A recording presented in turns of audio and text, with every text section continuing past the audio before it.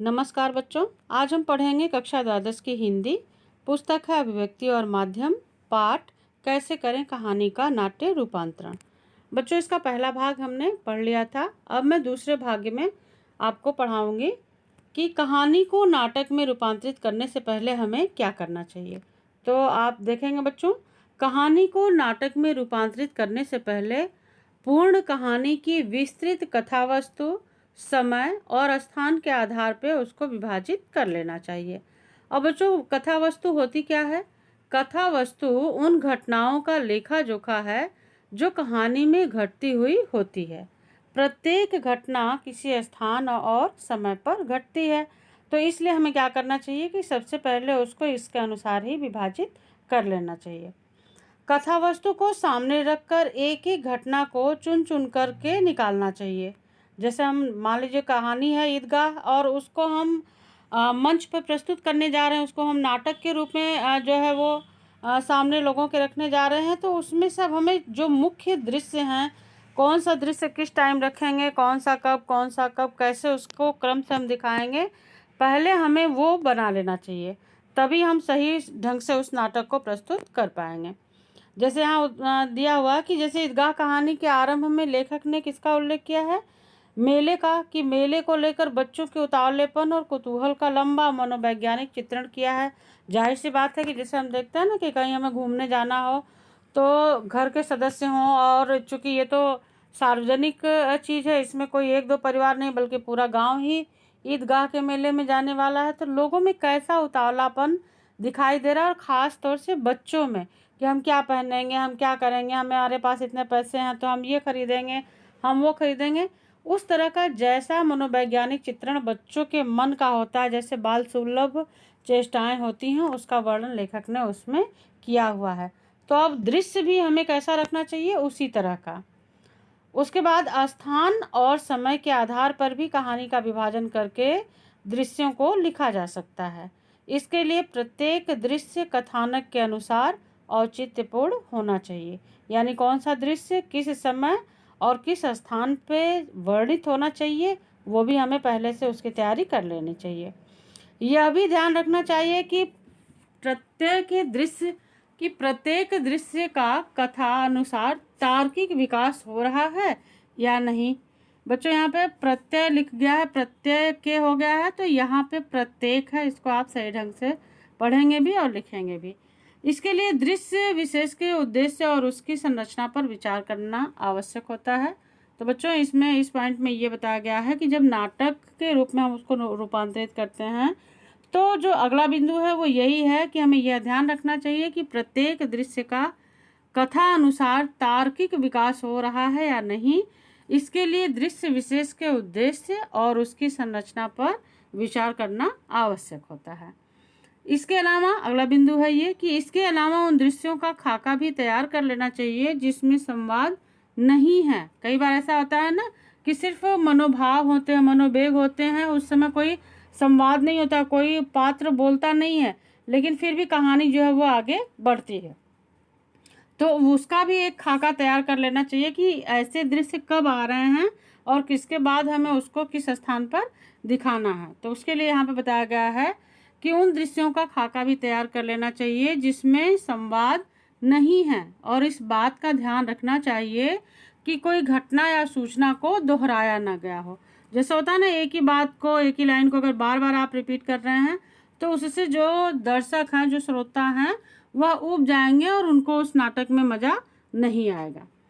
नाटक संबंधी संवाद की विशेषताएं। अब हम यहाँ पे ये बता रहे हैं कि चूंकि नाटक जो है वो संवादों पर आधारित होता है, और अगर अच्छे संवाद हैं, जिसे डायलॉग कहते हैं ना आप, अगर अच्छे डायलॉग हैं तो निश्चित रूप से कि वह श्रोताओं को, दर्शकों को अच्छे लगेंगे, क्योंकि संवाद ही उस कहानी का मूल होते हैं जिस पर कि जो दर्शक है, जो श्रोता है, वह भाव विभोर हो जाता है और उसमें उस कहानी का जो उद्देश्य है, जो नाटक के माध्यम से दिखाया जा रहा है, वो वास्तव में उन व्यक्तियों के पास पहुंच जाता है जो कि उस कहानी को नाटक के रूप में देख रहे हैं। अब मान लीजिए जैसे बेटी बचाओ बेटी पढ़ाओ है, तो अब बेटी बचाओ बेटी पढ़ाओ के लिए जो संवाद निर्मित किए गए हैं, अगर वह भावपूर्ण रहे और तार्किक रहे, समय के अनुसार रहे, तो निश्चित है कि उसका प्रभाव दर्शकों पर बहुत अधिक पड़ेगा और एक अच्छा संदेश भी समाज में जाएगा। तो इसलिए बच्चों यहाँ पर संवाद के बारे में बताया गया है कि नाटक संबंधी संवाद की क्या क्या विशेषताएं होनी चाहिए। तो दृश्य निर्धारण के बाद यह जाना जा सकता है कि दृश्य की आवश्यकताओं को पूरा करने वाले संवाद हैं या नहीं। संवाद अपर्याप्त होने पर उन्हें लिखने का काम भी करना चाहिए। इसके लिए आवश्यक है कि नए लिखे संवाद जो हैं वो, जो नए संवाद लिखे जा रहे हैं, मान लीजिए हम कहानी दिखा रहे हैं कोई और उसमें वो संवाद नहीं है, लेकिन हमें लगता है कि आवश्यक है, तो थोड़ा बहुत परिवर्तन हम उसमें कर सकते हैं। और नए संवाद जो हम लिखें वो ये ज़रूर ध्यान रखना चाहिए कि जो संवाद हम लिख रहे हैं वो उस कहानी से मैच कर रहे हैं कि नहीं। तो उसके लिए यहाँ पे बताया गया है कि कहानी के मूल संवाद के साथ मेल खाते हों यदि हम कोई नया संवाद लिख रहे हैं तो, और दूसरे वह संवाद औचित्यपूर्ण हो। तीसरे, संवाद जो है वो प्रभावशाली, छोटे और बोलचाल की भाषा में हो, क्योंकि मंच पर लंबे संवादों से तारतम्य बनाना कठिन होता है। यानी बहुत लंबे एक साथ आप सामासिक पद में अगर बोलने लगे समास, और सुनने वाली जो जनता है, जो श्रोता है, उन्हें कुछ समझ में ही नहीं आ रहा है, तो आपके उस नाटक का, उस रंगमंच पे जो प्रस्तुति हो रही है उसका कोई खास महत्व नहीं रह जाता। अब बच्चों अगला आता है नाटक में चरित्र चित्रण। हमने अभी पढ़ लिया कि नाटक में संवाद के लिए क्या क्या होना चाहिए। अब नाटक में जो पात्र होते हैं, जो चरित्र चित्रण जिनके माध्यम से हम नाटक को दिखा रहे हैं, उनके बारे में हम जानकारी यहाँ पर आपको बता रहे हैं।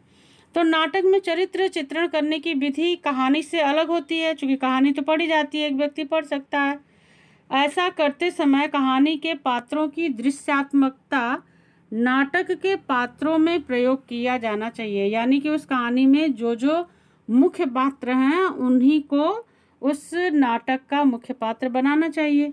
जैसे ईदगाह कहानी में प्रेमचंद ने हामिद के कपड़ों का वर्णन नहीं किया है, परंतु उसके कपड़े ऐसे हो सकते हैं जो उसकी गरीबी तथा कमजोर आर्थिक स्थिति को दर्शाने वाले हों।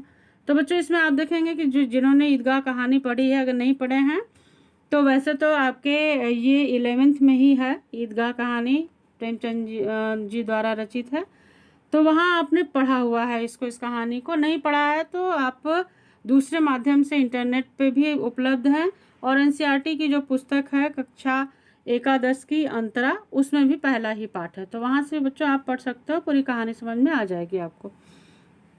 अब उसमें ये दिखाया जाता है कि हामिद जो है वो बहुत ही गरीब है, उसकी दादी है अमीना, और हामिद के माता पिता की मृत्यु हो गई है। दादी चूँकि छोटा बच्चा है इसलिए उसको समझाती हैं कि जैसे होता है ना कि हम कहते हैं कि तारे दिखाते हैं आसमान में कि देखो वहाँ पे तुम्हारे वो पिताजी हैं वो, और ये माता जी हैं, तो इस तरह से कह के दादी अमीना जो है वो बालक हामिद को तरह तरह से जो है बहलाती फुसलाती हैं और कहती हैं तुम्हारे पिता जो है बाहर गए हैं, वहाँ से बहुत सारा धन कमा करके आएंगे। तो हामिद को ये नहीं पता होता कि वह जो है वो उसके माता पिता नहीं है। उसको ये लगता है कि उसके पिताजी जो हैं वो बाहर गए हुए हैं, और जब वो आएंगे तो बहुत सारा धन लाएंगे, क्योंकि इनकी स्थिति तो बहुत ही ख़राब है।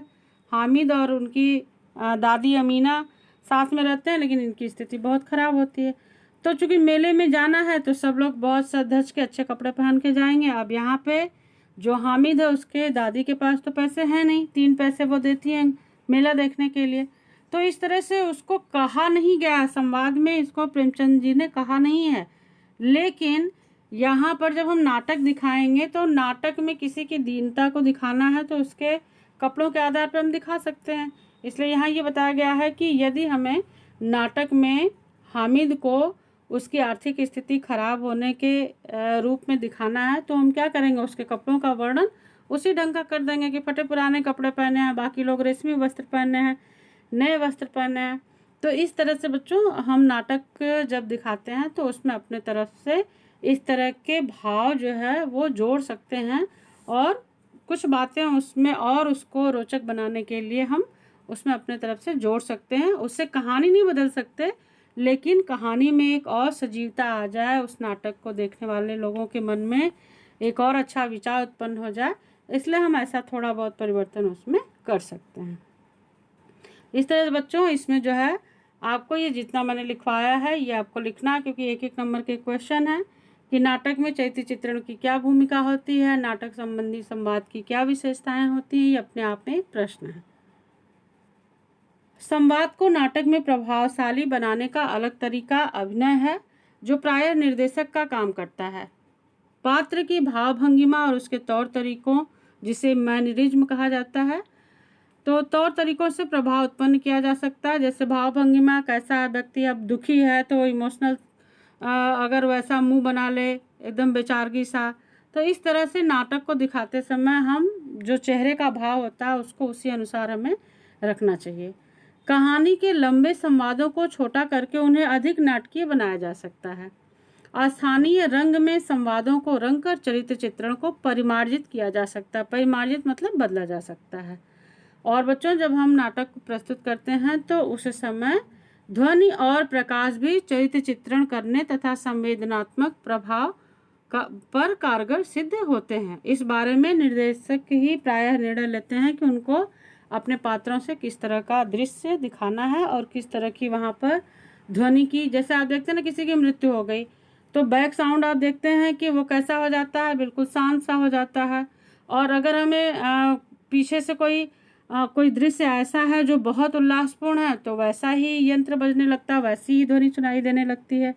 और मान लीजिए बेटी विवाह है, विदाई है, तो वैसी ही ध्वनि फिर निकलने लगती है। इसलिए उस समय क्या करना है उसका निर्णय प्रायः जो है वो निर्देशक करते हैं। तो इस तरह से बच्चों ये आपको अपनी कॉपी में लिखना है और याद भी करना है। एक दृश्य देखिए मैंने यहाँ पे रखा है, रामायण कथा का नाट्य रूपांतरण है। तो आप देखेंगे इसमें जो वर्णन किया गया, इसमें देखेंगे कि जो पात्र हैं वो कितने उल्लसित हैं, वह कुछ सुना रहे हैं यहाँ पर, और फिर महिलाएं हैं जो वो एक नाटक यहाँ पे प्रस्तुत कर रहे हैं वो उसमें, तब उसमें भाव भंगिमाएँ देख रहे हैं, कोई हाथ ऐसे किया हुआ है, कोई ऐसे किया हुआ है, और लाइटिंग की व्यवस्था देख रहे हैं कि किस चीज़ को हमें फोकस करना है, किस पे ज़्यादा दिखाना है। तो यह सब कुछ जो है वो निर्देशक के ऊपर डिपेंड करता है। तो इस तरह से बच्चों ये पाठ आप लोग यहाँ तक अपनी कॉपी में लिख लेंगे, और अगर चित्र आपको मिल जाए कलर्ड तो उसे भी आप अपनी कॉपी में लगा सकते हैं। धन्यवाद।